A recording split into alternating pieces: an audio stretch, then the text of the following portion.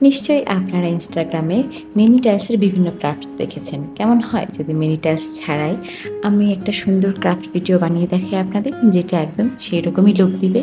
মানে দেখে মনে হবে ঠিক যেন মিনি টাইলস দিয়েই করা। তো চলুন ভিডিওটি শুরু করা যাক। Welcome back to my channel Teco friendly, যেখানে আপনারা ডিআইওয়াই রিলেটেড সমস্ত ভিডিওস পেয়ে যাবেন। তো প্রথমেই এখানে আমি একটি এমডিএফ এর বোর্ড নিয়ে নিয়েছি। সেটাতে মার্কিং করে নিয়েছি একদম ভিন্টেজ যে ডোরগুলো থাকে ওরকম করে। আর এখানে আমি যে মার্কিংগুলো করেছি ব্লকসের, সেগুলো হচ্ছে কাঠের ব্লকের সাইজের। এই ব্লকগুলো আমার ফেসবুক পেজে পেয়ে যাবেন।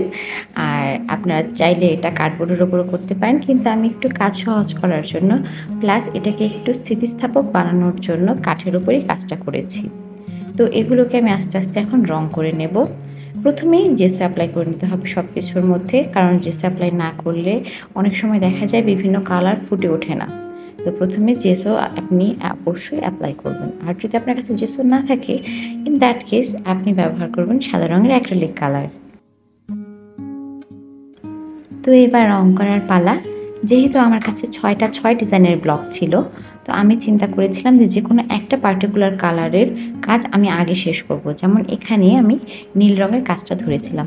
তো প্রতিটা ব্লকে আর কি যেখানে যেখানে আমাকে নীল রঙটা ব্যবহার করতে হবে, সেখানে সেখানে আমি নীল রঙটাকে ব্যবহার করে ফেলছিলাম।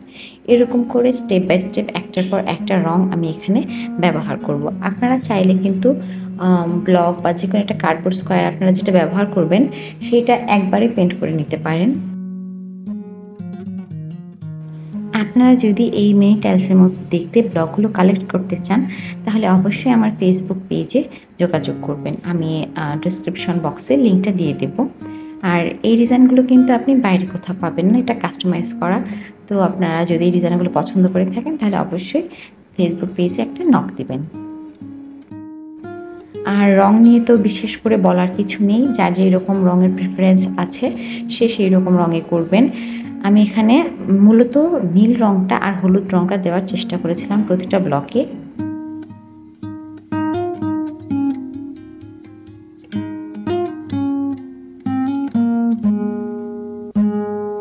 মাত্র 6টা ব্লক রং করতে আমার মোটামুটি দিনের অর্ধেকের বেশি সময় চলে গিয়েছিল। আর সেই সময়টা আমি একটু অসুস্থ ছিলাম, সেই জন্য কাজ করতে খুবই কষ্ট হয়েছে।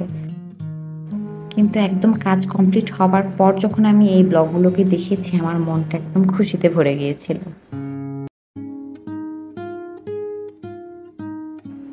আর এইবার হচ্ছে সবকিছু অ্যাসেম্বল করার পালা। তো প্রথমেই আমি যেটা দেখিয়েছিলাম যে আমি বোর্ডটাতে ব্লক ব্লক করে নিয়েছি, সেইখানে এখন মোল্ডেড ক্লে দিয়ে ডিজাইনটা কমপ্লিট করে নেব। আপনারা চাইলে কিন্তু এখানে আউটলাইনার, যেটা 3D আউটলাইনার থাকে, সেটা দিয়েও কাজ করতে পারেন, বা বাসায় হোমমেড যে ক্লে হয় সেটা দিয়েও কাজ করতে পারেন। আমি হোমমেড ক্লেটা খুব একটা ভালো বানাতে পারি না, এর জন্য আমি এখানে মোল্ডেড ক্লেটাই ব্যবহার করছি। আর এটা কিন্তু একদম ওয়াটারপ্রুফও হয়, তাই আমার কাছে মনে হয় এইটা ব্যবহার করা সবচেয়ে বেশি কনভিনিয়েন্ট।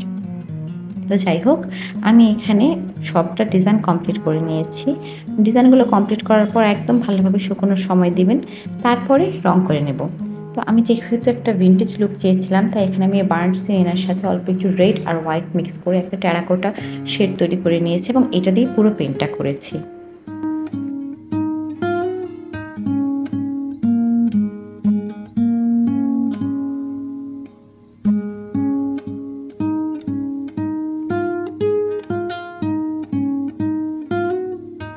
যেমনটা আমি আগে বলেছিলাম যে আমি একটা ভিন্টেজ লুক দিতে চাইছি, সেই জন্য আমি এখানে রং শুকিয়ে যাওয়ার পর গোল্ডেন কালারের যে অ্যাক্রিলিক কালারটা থাকে, সেইটা দিয়ে আমি এখানে একটু ভিন্টেজ শেড আনার চেষ্টা করছিলাম।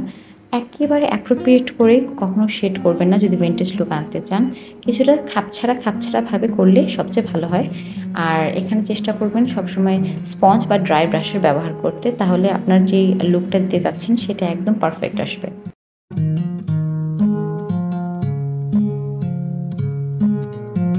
এখন আমি এই ব্লকগুলো ফেভিকলের সাহায্যে লাগিয়ে দেব। আপনারা চাইলে অন্য যে কোনো অ্যাডহেসিভ ব্যবহার করতে পারেন। তো এখানে সব কিছু অ্যাটাচ করার পর আমি চিন্তা করলাম যে আমার কাছে কিছু মেটাল গয়নার বেস পড়ে আছে, সেগুলো লাগিয়ে দিই। যেহেতু আগের দিনের ভিন্টেজ দরজা, সেখানে কিন্তু মেটালের অনেক কারুকাজ থাকতো। তো আমি কেন পিছিয়ে থাকবো, আমি তাই মেটালের যে বেসগুলো ছিল সেগুলো এখানে ফেভিকলের সাহায্যে লাগিয়ে দিলাম। আর এখানে ফেভিকলের কৌটোটার অবস্থা আমার জীবনে গুড লাকের মতো, মানে কোনোভাবেই সেটা আসতে চায় না যতই আমি চেষ্টা করি। এনিওয়ে, সব কিছু শুকিয়ে গেলে কিন্তু অবশ্যই ভার্নিশ করে নেবেন। ভার্নিশ করার পর আমার মনে হলো যে সাইডে একটু মিরর দিলে ভালো হয়, তাই আবার মিরর অ্যাটাচ করে দিয়েছি। তো তৈরি হয়ে গেল আমাদের ভিন্টেজ ওয়াল ডেকোরটি। ভিডিওটি আপনাদের যদি ভালো লেগে থাকে তাহলে অবশ্যই লাইক, কমেন্ট এবং সাবস্ক্রাইব করে আমাদের পাশে থাকবেন। চ্যানেল সাবস্ক্রাইব করতে আপনাদের কিন্তু কোনো কষ্ট করতে হয় না, কিন্তু একটি সাবস্ক্রিপশন আমার জন্য অনেক প্রেরণা যোগায়। দেখা হচ্ছে নেক্সট কোনো ভিডিওতে। Till then, bye by.